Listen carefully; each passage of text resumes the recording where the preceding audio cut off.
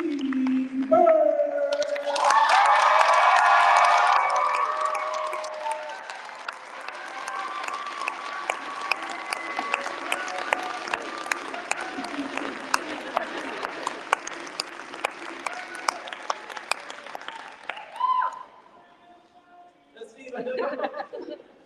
you check in with us all the time on TikTok. I just want to ask you, how are you doing? I'm doing great. How are you? Thank you for asking. I'm doing awesome. What's going on with your life? Oh, I'm doing Comic-Con conventions. And I do a lot of speaking at universities and schools. Talk about mental health. And I'm working on a podcast, which is coming out very soon.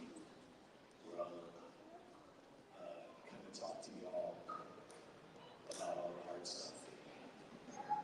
So those are the things I'm working on. What are you working on? It's here. This is it? Yeah, this is it. We better make this good. Yeah, that's amazing. So what's the podcast? You're late. With me.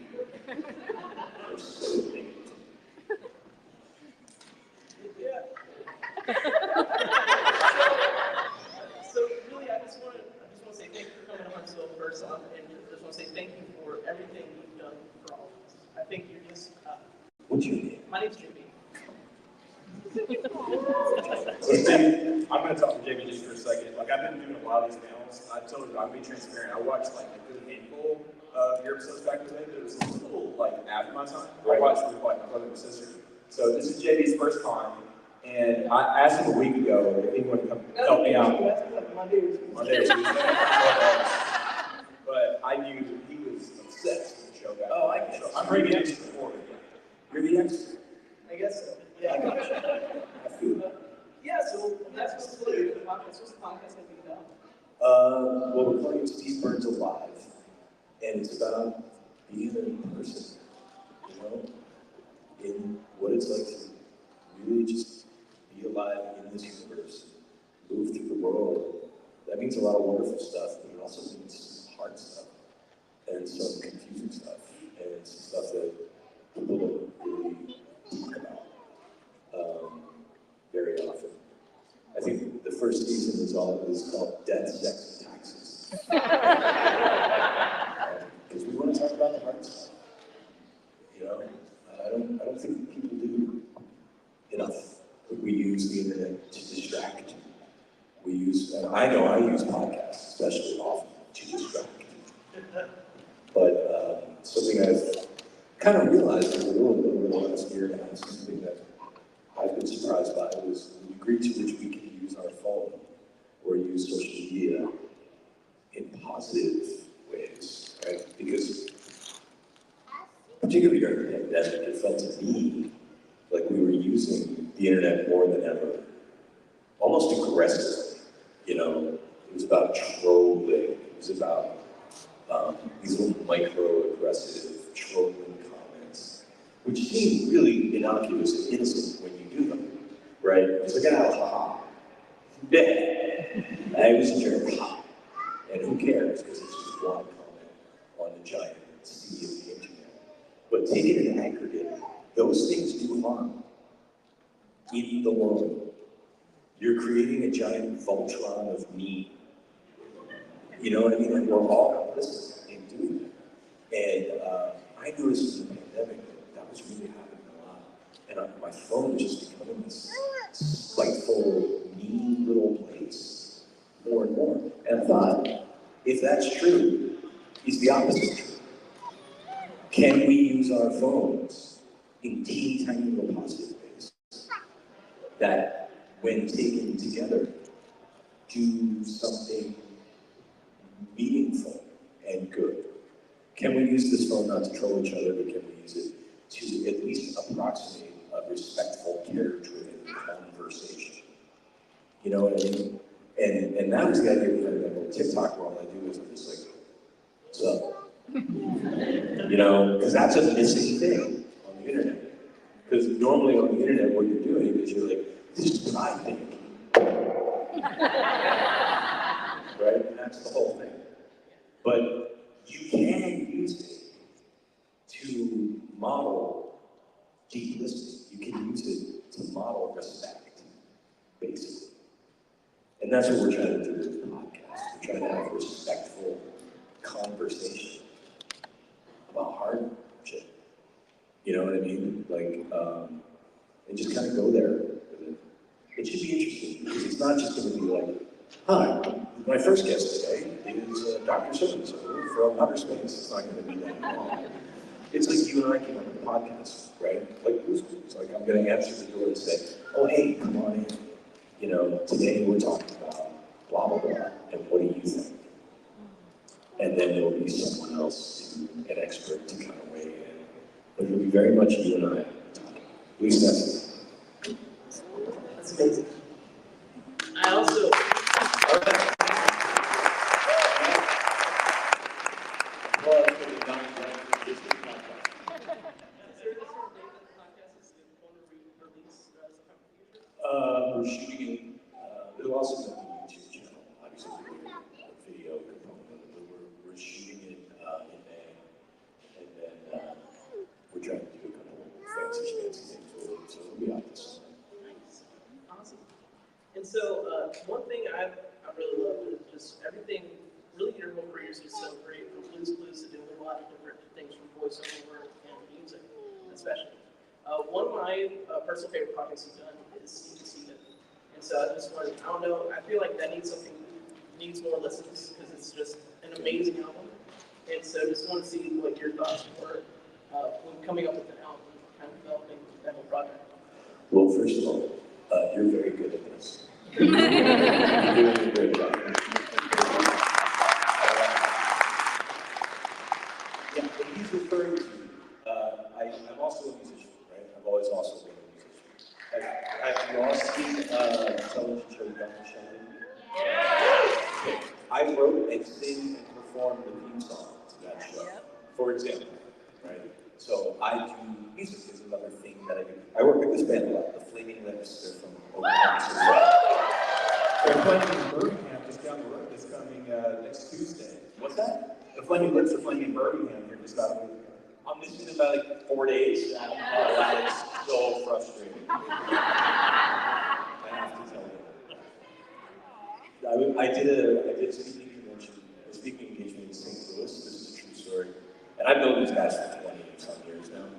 And I walked out of my hotel to go get a cup of coffee, and their tour bus was at the venue next to the hotel. And they walked out and they were like, Burns? Are you coming to the show? I'm like, what show? And it was amazing. So we all hung out for, I got on their bus, and we hung out for 3 days. But yeah, so I do music, right? And there's one guy in that band, a guy named Steve Droz. He's a brilliant musician. So one of those guys, he plays all the instruments in that band, and he's got like Grammys out the butt, and he's a musical genius guy, and he's my favorite musician and one of my good friends. And he and I have always been so frustrated with kids' music, right?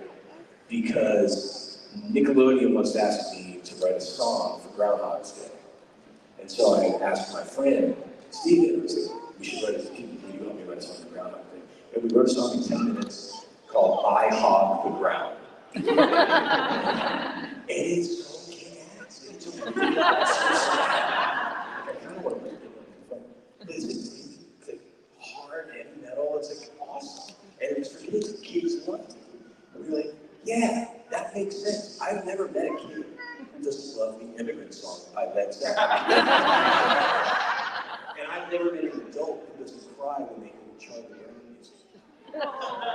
So there's a huge overlap between what makes music awesome for children and what makes music awesome for adults. And we're just like, why do kids only get yay?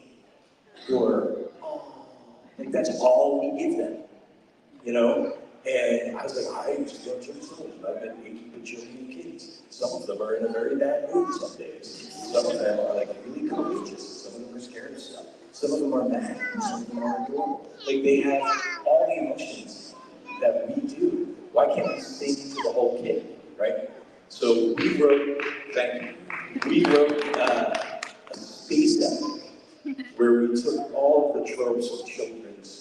unicorns and princesses and giants, and we turned everything on its head, and it was ridiculous. I wrote a concept album about a unicorn that finds his love and loses her.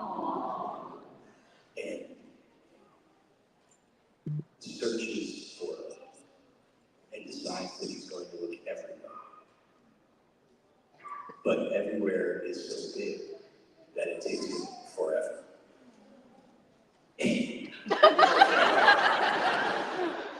And the way the album ends, I'm not recommending it here. It's so sad. The way the album ends is he lays down on the night before forever at the edge of everywhere and finds her because he dies.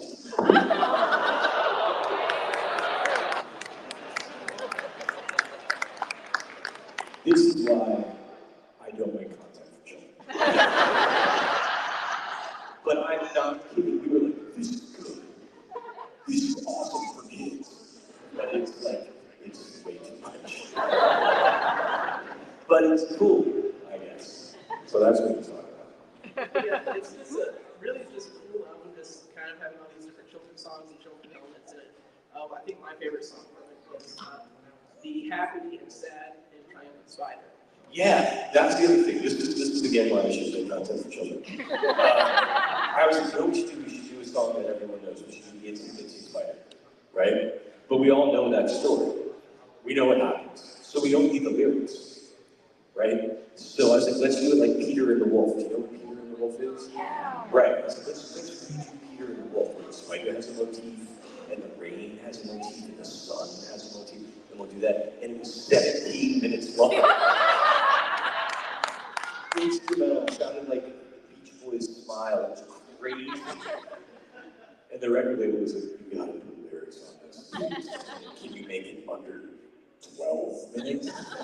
So, yeah, it's weird. You're being nice to talk about this record, but it's really weird. I mean, I highly recommend it. I think it just, if you love the Flame Clips and you love a lot of very psychedelic sounds, I highly recommend it. It's pretty psychedelic. Yeah. Wait, I'm gonna dwell on this for just a moment. Like, you can't get cooler than the Flaming Lips. I love Wayne and you guys. But what are some other Wayne's going to be on the podcast. Okay. If you guys don't know, Wayne from the Flaming Lips is like one of the coolest guys to ever live. And he has such a great story. He like worked his tail off with Long John Silver's for 10 years before they even got famous and everything. But I'm curious, like, what's some other bands you've been listening to lately? I don't know. I'm at that age, you know, where I don't listen to new music so much. I've noticed that. I'd love to hear, if you guys come to the table, I'd love to hear what you all listen to these days. There's a band from Iceland that I love called Cigarillos. It just makes beautiful music. And I'm going backwards now. Like I'm rediscovering classical music and that's pop music. I'm not supposed to say this because I'm an indie rock snob, but I love one Taylor Swift song. Cruel Summer. It's a good song. Cruel Summer is great. That's solid. Oh, and I had never heard the whole thing, but I was in my car and I listened to the whole driver's license song, and I cried snot onto my She's good. She's better than Taylor Swift. Maybe that's she's better than Taylor. I just made some enemies. Well, so, I mean, obviously Blues Clues being your big set is just fantastic. I like to say kind of what everyone, what you've done for everyone. Sure. And so I was just curious, kind of what inspired you to go into the audition at Blues Clues, and what was kind of that audition process like? Oh, this is a cool story. So I moved to New York City because I was a pretentious young actor. Like I dropped out of college because I won an acting award and I got an agent to go to New York. And the only acting I had done was so serious, like so intense. Like I was an intense little Al Pacino man. That's what I thought I was good at. That's what I thought I moved to New York to do. And like Blues Clues was like my second audition. And I thought it was to be the voice, like a voiceover. of a cartoon. And I'm not kidding. If I had known that it was to be the dude on the show, I probably wouldn't have gone. And not because I was like poo-pooing children's TV, just because I would never assume that was something I could even do, right? So I went to the audition and I misread the script. This is a true story. It was written like a game show. Like, you know, it's Price is Right almost. Like, which one is the triangle? Do you know? Great job. You guessed it. But I made it like super weird. I was like I didn't know. Like,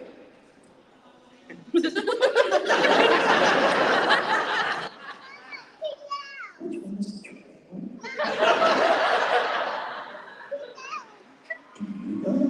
Like, I made it like this intense conversation between me and the camera. And I remember Angela Santamera, a brilliant person, creative producer, was in the room, and she was like, huh.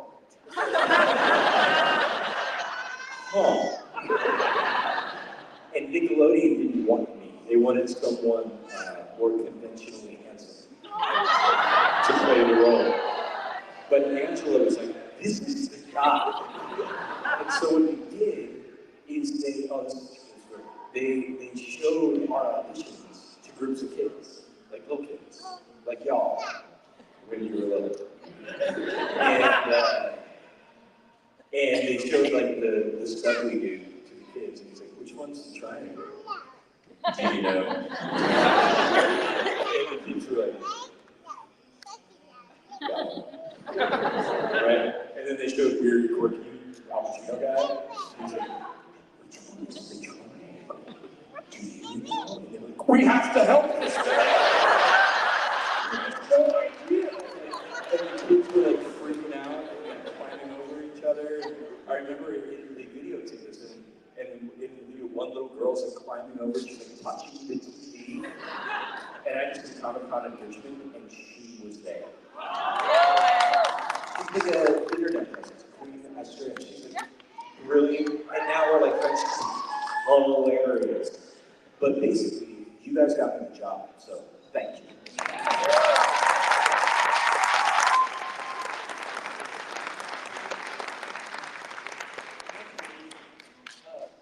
So I think this one thing I want to mention, since we are in Huntsville, Yes. so Huntsville is home to the U.S. Rocket and Space Center. Oh, yeah. So obviously I feel sad for bringing plants.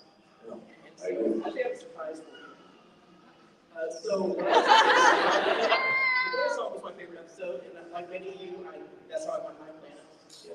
And so I brought my childhood toy, this Skadoo. So you can mess with it, so really play the song through it.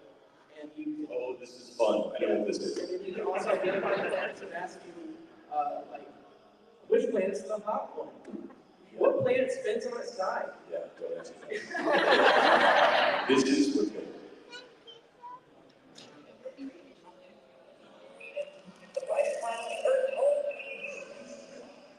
Okay, so each one of these does their own thing. Yeah. So you can focus with it on it's like one that you can play a game where you identify it.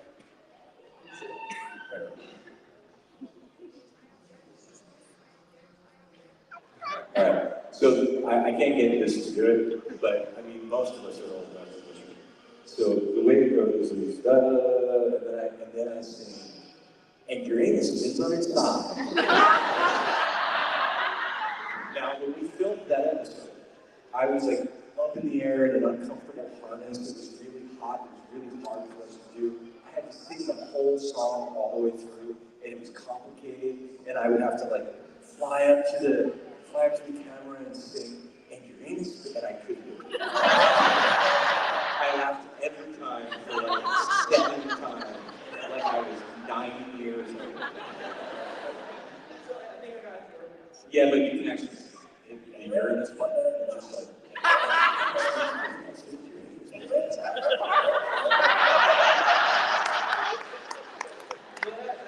Really, this is one of my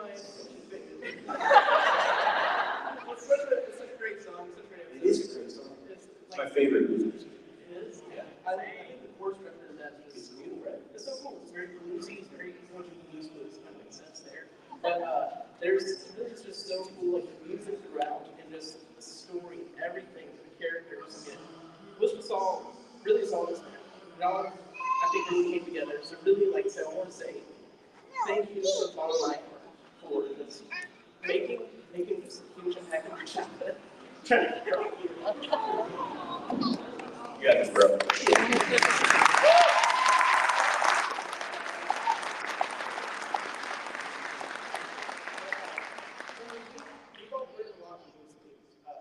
So I just want to know, what's one thing you learned along the way from playing Steve, as well as one thing you hope to use with I learned so much from Steve.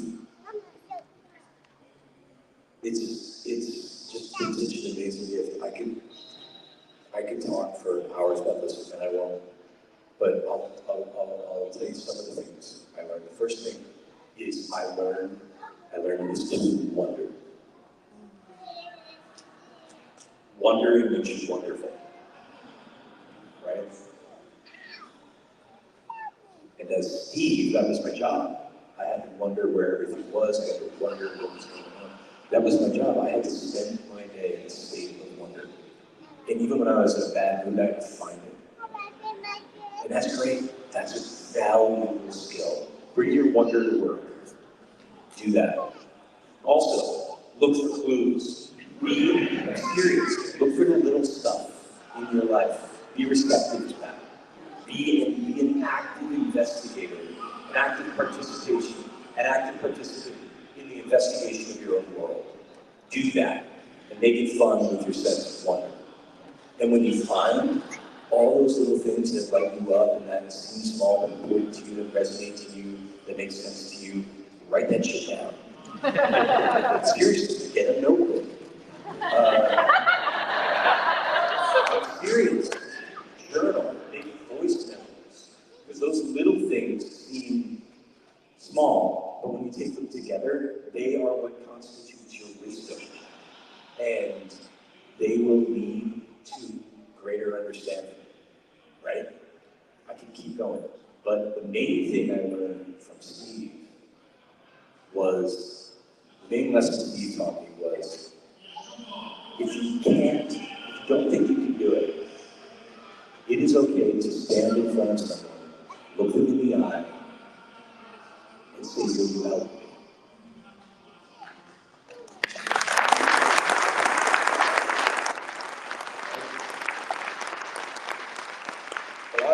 There you go. A lot of people don't know this, but the entire time I was the host of Blues Clues, I was struggling with severe clinical depression. And I didn't know that, right? It was undiagnosed. I didn't know what was going on. I just knew how I felt. I just knew that it was my job to be the happiest man in North America. But I didn't know I was still that way.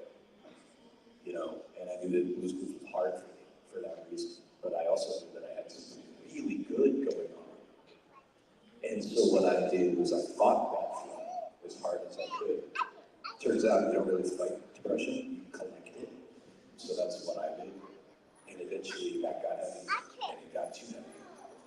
And thank God I remembered the Steve thing. And the simple act of asking for help in my life, as simple as that was, it was also the most transformative act in my entire life. And I'm not someone who likes to give advice, but I can say that if you're someone for whom the world feels too heavy, ask for help. There's help available.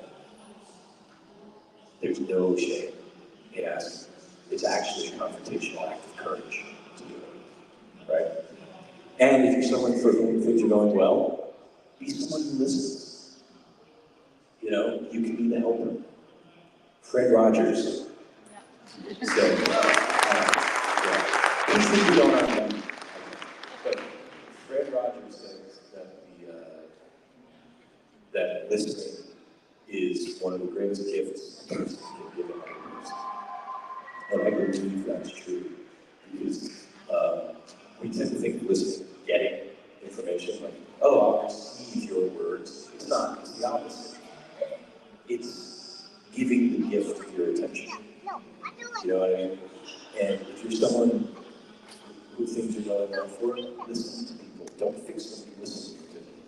You know, that can be a big help. That's some of the stuff I learned from Steve. I could keep going, but there's lots of good lessons in those.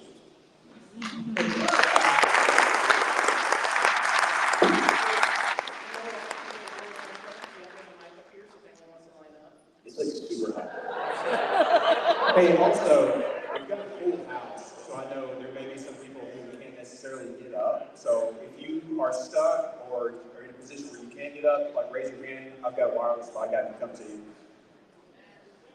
And I'm just going to give JB the stage because he's doing it. I talk too much. Am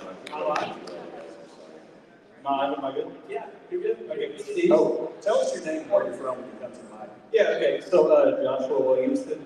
You're a little close to the mic, it's hard to hear. Okay, Joshua Williamson. I'm from, well, I live in Madison now. I'm from the area, been in North Alabama. I grew up here. I spent a good deal of time, 3 or 4 years old, in the Birmingham Children's Hospital. Yeah. You know, what they found was a really bad colon infection. And I want to say thank you because you were there with me every day. Amen. Yeah, it was rough, but having me there was important. So to break the ice, as someone maybe self-proclaimed, what did you say earlier? Uncharacteristically handsome. Conventionally, thank you.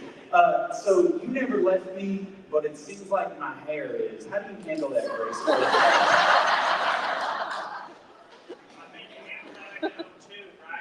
Yeah, I just shaved it. All right, that's what they all keep telling me to do. It's better, trust me, it's better. Okay. Don't do what my father did. I'm in denial still, so My dad had like a snake. yeah. All right, so when I'm bald next year, it's your, or when I shave it off next year, it's your fault. You know what though? It's about the shape of your head. Because not everyone can do it. Yeah. So I don't know what to tell you. I wish they would fix this for us. I hope that, it's not a big deal, but I hope that broke the ice. Thank you so much. I think bald's beautiful and you're gonna look great. Thank you.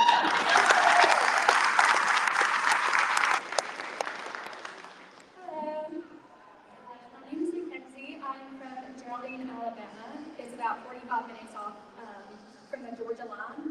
I just want to say, like you did, thank you for making my childhood. I actually went on to college and I'll be graduating April 26th with my master's in social work. Oh, congratulations. What a hero. That's really Lord. I actually work with kids in the school system who have mental health problems and behavior issues. And I just want to let you know that just from your show, it's helped me a lot in my profession. And one of the things that I have is what I call, the Blues Clues. And it's the 5 coping skills for anxiety, where you see 5 things, you list them, 4 things you hear, 3 things you smell, 2 things, 1 thing you can taste, and 2 or 3 things you can touch. But of course, you can't call it Blues Clues if you have depression. But I use it with like, oh, well, this is Adrian's clues, look for your clues. But I did want to say thank you for It's really good strategy, though. Like yours. Yes. It's all about presence and mindfulness and in being in the moment. That's what she's good. Yeah. Thank you.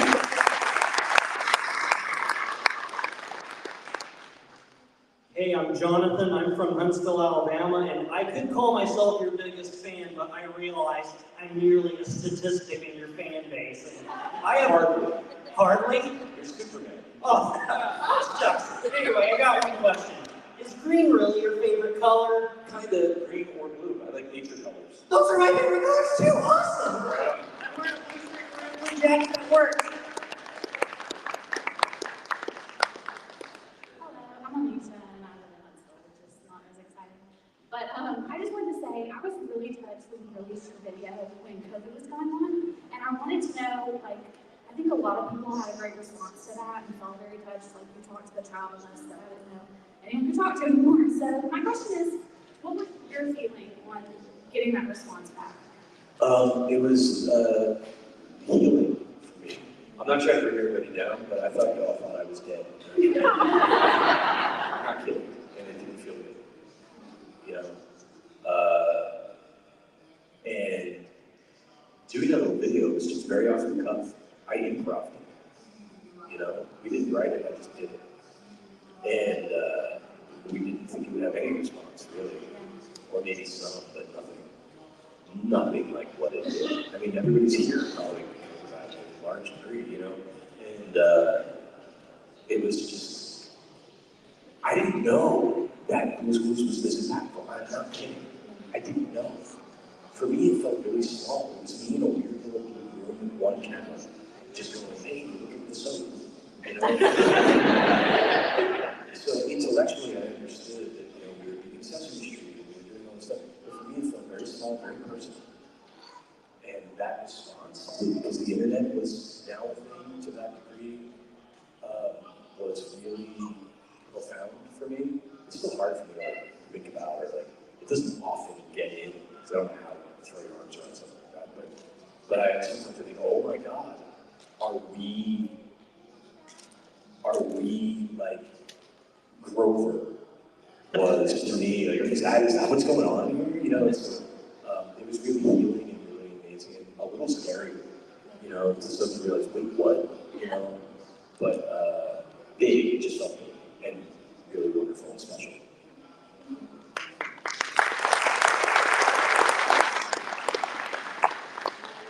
Hello.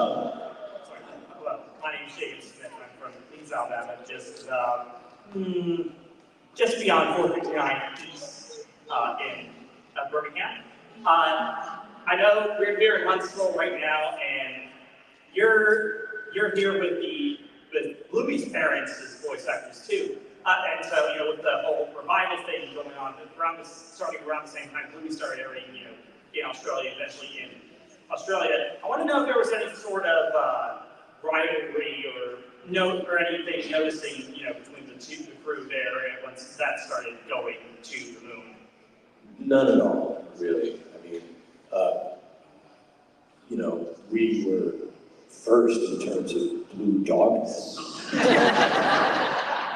The shows are very different and do very different things. And I think Blue's hilarious and awesome. So, like, that big episode is about the airing in Australia in about 27 minutes. I think there's lots of room in the Blue universe. And I'm a big fan of Blue. You can tell David and Chili's voice actors is there right next to you. You can tell that Bluey and Chili and Ben's voice actors are right next to you. I think that might be a little confusing for the little kids. Like Steve and Blue and Blue. What is happening? So I think that might be a little confusing for like the little ones, but I think everyone else gets it. There's plenty of room for more blue dogs. Thank you very much. And so that's kind of a while we wait for this next question. Just, do you think that like psychology with like blue dogs and children's media? I don't think so. There might be there would be more of that.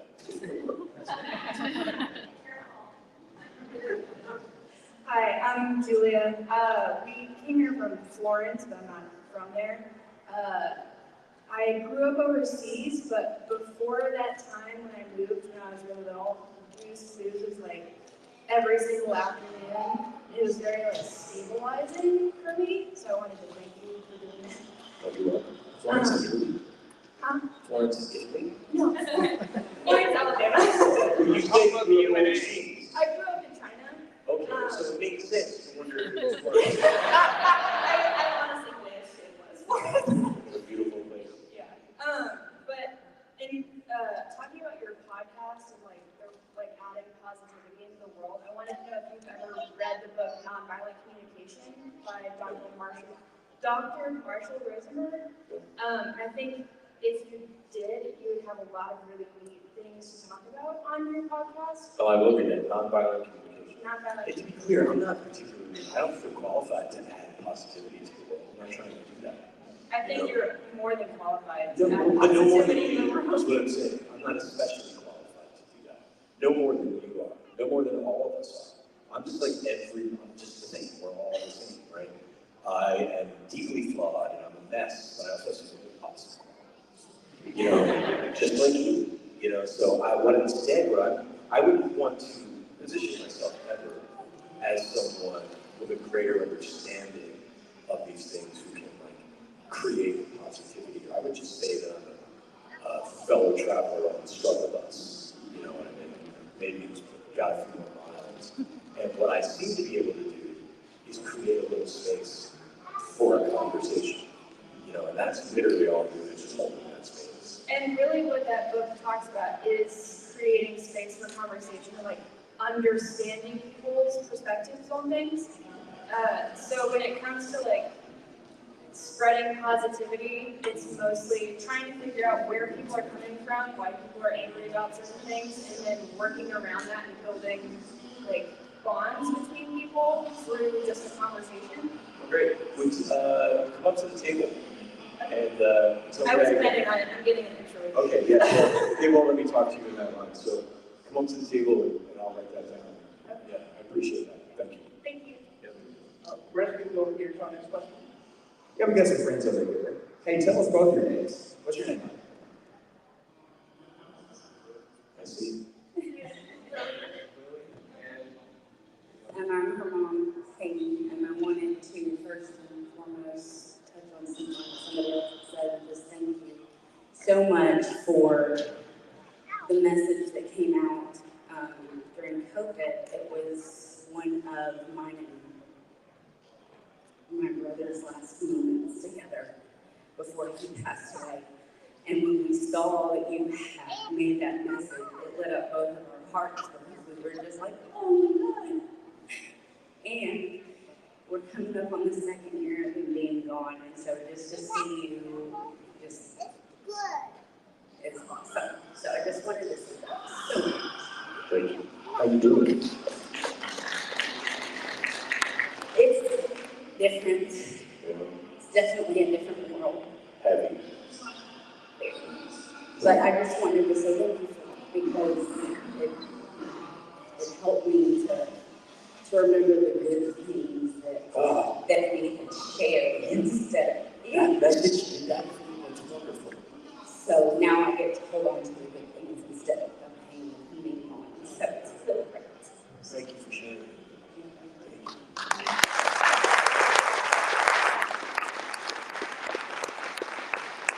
All right. Everybody say hi. She wanted to talk to us. Hi, Steve. My name is Katie. I'm from Onion, Alabama. So you came back and kind of showed Josh kind of like how everything happened. Do you plan on continuing to do that since like you're the OG? Like, are you gonna like as you get older, you're just gonna come back as like you like grandpa Steve? You know, I helped find Josh, and I write and direct a lot of the news show, and I'm very involved. And I decided, they kind of let me decide how to come back. And I was like, yeah, okay, so Steve's in college, right? But he studied like forensics or something, and criminal justice, and he's now the world's crappiest detective. Right? So I'm like, Columbo meets Rover meets, you know, and I love it. I love being like Detective Steve. Because first of all, I have no responsibilities. And I can write myself into the show. And Steve shows up and eats a cookie. So I love playing Steve now more than I ever have in my entire life. And that's the way I would try to do it. I wanted to do Detective Steve Solves Clues for Adults. But the guy was like, what? It would be cool. We'll see what happens after Skydance takes over. So we have about 5 more minutes, so just a few more questions before it's time for so long. Can you hear me okay? Yes, Okay. Hi, Steve. My name is Nicholas Ferreira. I'm 23 years old and I live in Huntsville, County. One of my biggest ambitions after I get finished with community college is to go into field radio. you got a good voice, bro. Thank you. I actually don't get that a lot because my jumping off point was for 4 years in high school. I used to not see varsity boys basketball team. Yeah, you got it. So the question I wanted to ask you is, about many years ago, I remember coming across this interesting video on YouTube where it was apparently a short film that you were involved in called The Bill.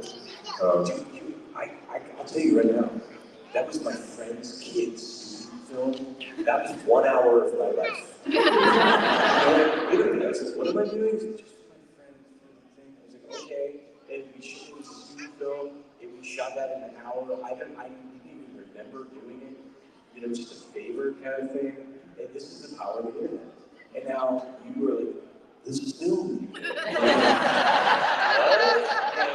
just, that's literally what I was film. It took 1 hour. Well, I guess I was just kind of wondering, like, if you noticed like some interesting things happen while you were. I don't remember any of it. No, I'm kidding. Okay. Yeah. Okay, that's my Well, thanks for the question. You got it. Thank you for asking. Hi, Steve. My name is Lucas Bradley, also known as the Fairly Odd Gamer. Currently living in Maryville, Tennessee, but for the past 17 years, I grew up in Huntsville, Alabama. So first off, love top. Thank you so much for you were basically my childhood, pretty much, and I thank you for that. So checking to the subject. Do you remember doing a show called Young Sheldon? I do. You did the theme song, awareness songs was the theme song, and you also did a few episodes. What was it like being on Young Sheldon? Thank you for your question. Great. Those guys are awesome, right? I sometimes play a very small role on Young Sheldon, and they're just really, really, really cool people. Ian, the guy who plays Sheldon, is great. And it was so fun casting. My favorite person on the show is Annie Potts, though. She's so badass, so wonderful, so fun and talented. And the guy, you guys know who Wallace Shawn is? Yeah. Yes. He's on that show too, and I know him from my other life, from a different world. So he's on that show, so I feel like I've got buddies there. And it's fun, it's great. Thank you for your time. Thank you very much.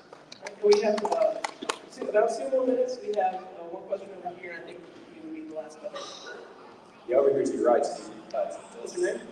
My name's Faye. I'm from right here in Huntsville, Alabama. I had a question, and it was, who's your favorite character that isn't blue or magenta? My favorite character is Mr. Salty. I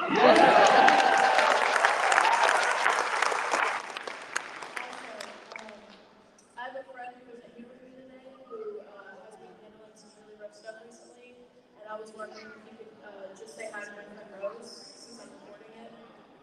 I didn't hear you. Would you mind saying hi to a friend that's not here? Their name is Rose. Hi, Rose. Sorry to be here. Where are you? I'm pretty sure at a high school theater production right now, like one of the leads. Break a leg.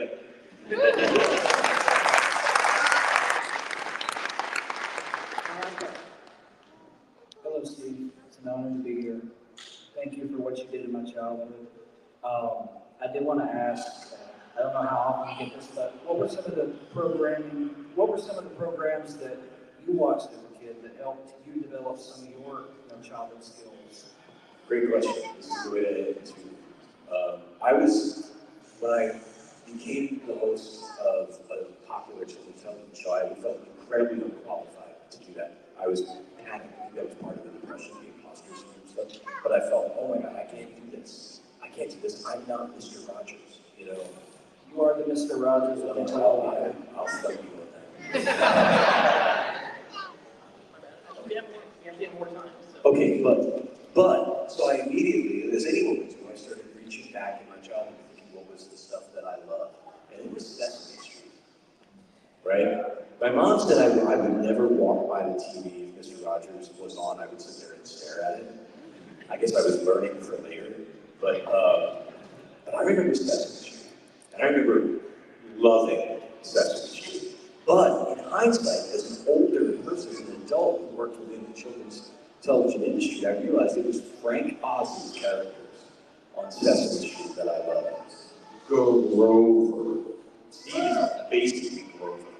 I basically, that's why I run up the camera and run back all the time. That's your fault. Seriously. That's why I do that. Bert. You know, when you, there's something broken about Bert. There is. Think about it. It's easy to imagine that Bert's day is kind of hard. You know? Like, these are human characters. All Grover does is fail. You know what I mean? And these characters, they have human balance. Like they struggle. These are Muppets, people. Right? But they struggle. And I think there's some of that in Steve, or at least I hope there is. You know? Because that's kind of what makes us human. That's what binds more than anything else is the struggle. I don't think that's optional. I don't care who you are, or what it is you do, or how awesome your life is. I think everybody struggles to some degree, right? And it's the way you meet that struggle that ultimately becomes what your life is about, right? And they were doing that on Sesame Street.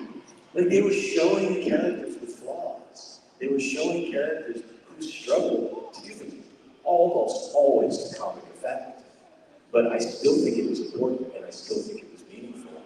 And I know for a fact that, I wasn't thinking about it like this when I was playing Steve, but I know now that that's why I identified with those characters. And I know now that informed what I was doing as a children's television. I was trying to emulate that stuff. And I'm sorry, my name is Kyle, by the way. Nice to meet you, Steve. Nice to meet you too. Bye, Steve. All right, maybe it's good that we have time for one more. Sorry. Dude, it's Bob Ross. I wasn't trying to go for the crossover. This is my natural hair. It's beautiful. Is this fun? It is. As a bald man, I'm like, oh. See, it's easy for me to say this because I have hair, but all men are kings regardless of what's under the crown.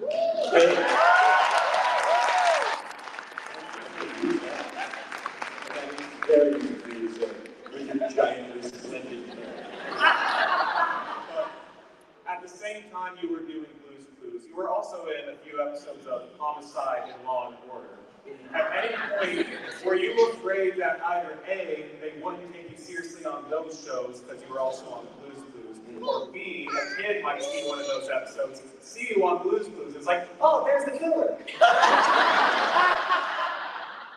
Nick Jr. was deeply afraid of that. I wasn't, because I don't have any. If your 4-year-old is watching Homicide at 11, that's on you. You know what I mean? Now, if Steve from Blue's Clues was on Homicide, that would be different.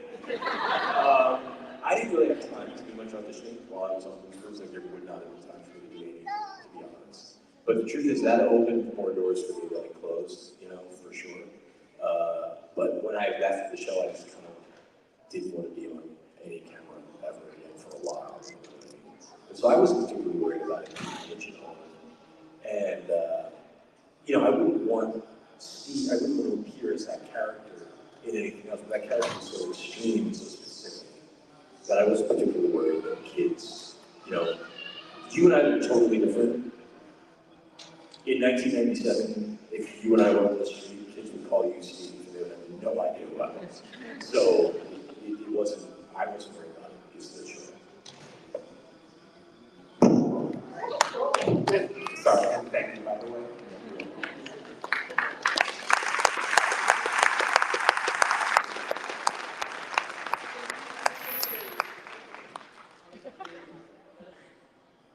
Again, I just want to say thank you so much for making an impact on all of our lives. You did all the work.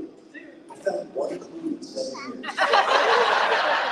was all thank you. You did everything. I was just like, can you help me out with this? I can't find the graham cracker. Maybe you have better information. You guys did everything. Yes, but also I think there's more to it. I think you kind of helped us learn the passion to want to help people as well as being able to ask for help. And so again, just thank you for teaching us so many lessons along the way. We all love you. And just thank you. Thank you, guys. Thank you very much.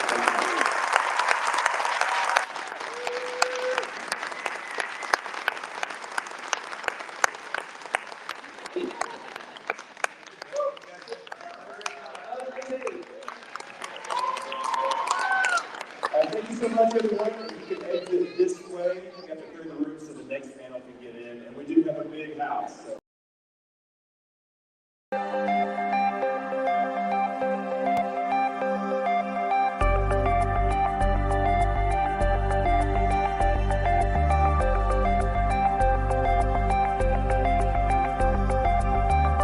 complete nerve authority.